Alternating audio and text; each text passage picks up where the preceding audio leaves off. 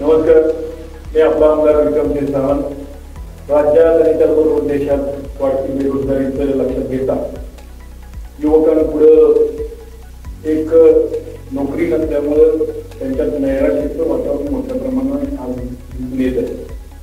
आणि या माध्यमातून जर विधानसभा मतदारसंघातील युवकांना हाताला काम मिळण्यासाठी 4 फेब्रुवारी 2024 रोजी एक रोजगार मेळावा या ठिकाणी आयोजित केलेला आहे।